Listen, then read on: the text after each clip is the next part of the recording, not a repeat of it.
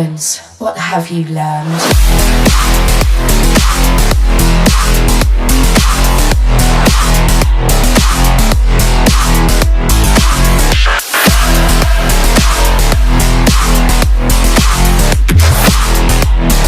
I was programmed to beat you.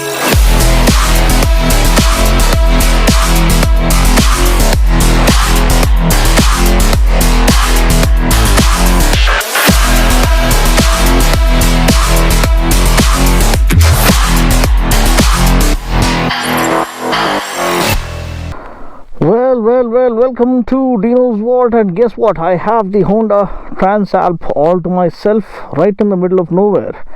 So जब भी बीवी से झगड़ लेते, नहीं तो गर्लफ्रेंड से झगड़ लेते, ऐसे जगह को आना बोले तो ऐसा गाड़ी रहना. So what do you mean to say? Transalp खरीदना बोलते किसी से झगड़ लेना क्या? No, even if you want to celebrate solitude, if you want to just get away from the mundane, if you want to escape into the unknown, if you want to take the roads less traveled, well, the Transalp is here for you, equipped right to the core. Please do watch my detailed walk around feature where I talk about every aspect in detail about it, running through the user interface of the speedo console. This is the ride impression, so let's not waste any more time. Giving you a quick overview: 755cc parallel twin 8-valve engine that puts out around 91 PS of max power and 75 Newton meters of max torque. A torque master. The engine is borrowed from its Street Fighter cousin, the Hornet, that has been launched recently, but this one is an absolute hoot in a place like this. Massive 21-inch front wheel, 18-inch rear wheel, and a 150 section rear tire. These are Metzeler tires. Yeah, Metzeler Karu Street tires, and seat height is 850 mm. Ground clearance is 212 mm. Suspension travel is 200 mm front and 190 mm at the back. USD forks up front. Dual 310 mm rotors. Dual channel ABS. Switchable to off-road ABS, and you can switch it off completely. And traction control, which is also switchable. You can switch it off completely. 16.9 liter tank. All this for an affordable price. LED lighting all around. A massive color TFT console with all the electronics you would want to turn off once you hit the off-road. So now I've put it in user mode to turn off ABS and traction control as well. Let us see.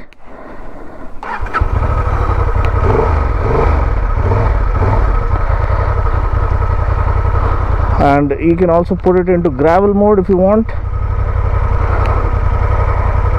Again, ABS is off-road and power is reduced. So let's ride in the gravel mode because we are in the off-road. How is the power response? Power delivery is smooth and linear. It was a little glitchy because I rode all the way from the city into the outskirts. In the sport mode, the on-off throttle transition is a little glitchy, so maybe they can fix it with the software update, but as of now it is not all that perfect. Even in the gravel mode it seems to be a little snatchy. You got to be giving the throttle always to make sure you don't get into trouble. And it is at home on dirt. I mean, you can just glide through the dirt effortlessly. Any obstacle is a piece of cake for this mammoth machine. It's an absolute monster, ready to take on any terrain and virtually no roads at all. And that kind of equipment kind of does justice as well. Even if you just take a random trail and just want to go through with it, this thing will help you do that effortlessly.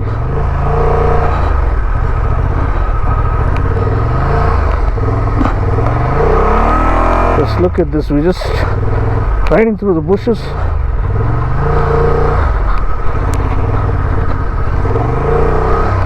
That's it. That's how easy it is for the Transalp. On dirt, it says, "Are you ready for more?" That's how it beckons you, because it's a rugged machine built to be thrashed around beyond its limits and to your satisfaction or the kind of off-road appetite you might have. This thing is incredible and beyond awesome, the way it takes on the trails. So next we're going to ride it on road and see how good it is on tarmac, whether it is as easy to ride on tarmac as it is on dirt. Whoa, love it, absolutely love it. It's like a steamroller on steroids. Oh, ho, ho, ho, ho, ho. The rumble from the twin cylinder 270-degree crank gives you the V-twin kind of torque, and that's what makes it an absolute joy.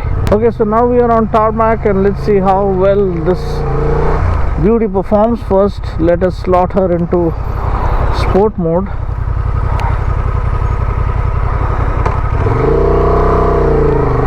And off we go.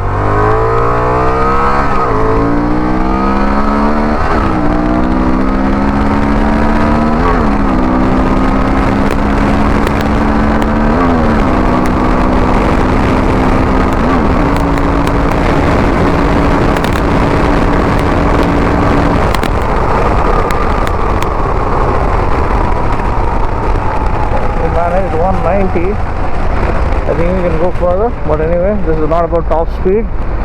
It's more about how much speed you can carry for cruising. That's what matters, and how does it fare while cornering, and even the turn, how you can turn it around. It's not too, it is heavy, but it's not too tough for you to actually make a full turn on any given day.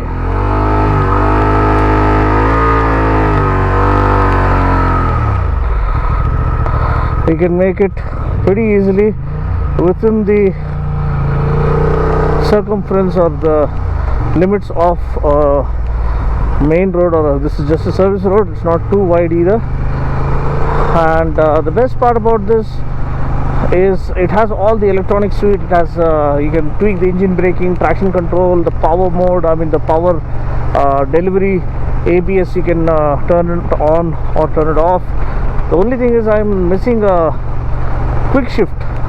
If only they had offered a quick shift, it would have been really sealing the deal, because quick shift cruise control is like give and take. It's not necessary on a motorcycle, but if you offer, it's well and good. After a hectic day's ride, you can relax with the cruise on and just let go of the motorcycle just like that. I will go absolutely dead straight with the cruise on. That's the stability part. And then of course the refinement is there. I love the twin tip exhaust, the rumble they have on over. Just look at it. Oh, it's almost willing to pull off a wheelie. The torque is incredible. Suspension is on the softer side. You can easily cruise at 120, 130, even 140 and 150 once the engine has broken in or engine braking has happened.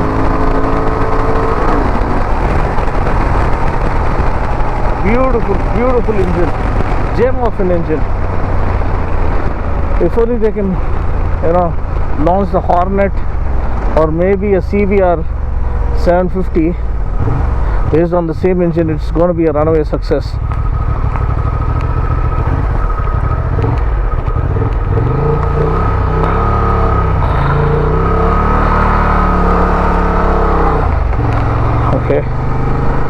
shorties like me, you got to be a little careful while doing those U-turns, because these are heavy machines at the end of the day.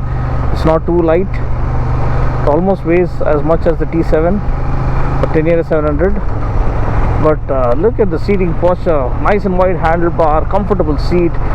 You can have your partner along with you. That's how long and spacious the seat is. A massive 17-liter tank to give you ample amount of tank range.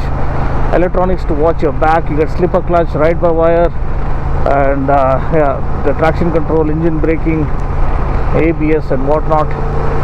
But the color TFT again adds on to the premium feel that you are indeed riding a bigger bike. The only letdown is the single layout headlamp, which is reminds us of the CV500X.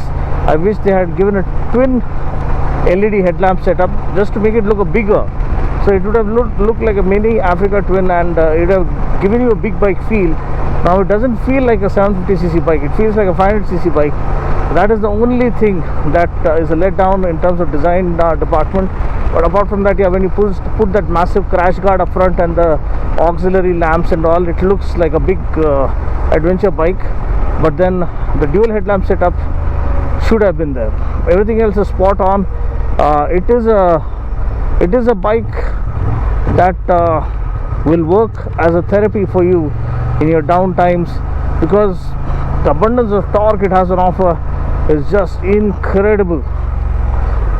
Wow. And the acceleration is intense as well. Lovely motorcycle. It's like a breath of fresh air, something that we needed. If only they can launch the Street Fighter cousin and also the fared version, it's going to be an absolute super blockbuster here if they can get the pricing right, because Honda fanboys are just longing for it all along.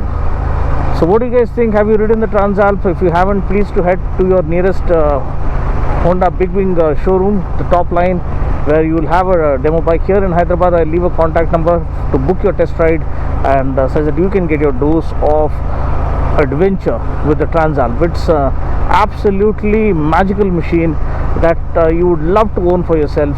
All you adventure freaks out there, all you explorer junkies out there who would love to explore, this is the ideal companion that is going to last you a lifetime, because Honda engines actually do last you a lifetime. That's how beautiful it is. Okay, so thanks for watching. I just hope this video was useful. If you have found it useful, please do give it a like, a thumbs up, and stay subscribed for more action right here at Dino's World.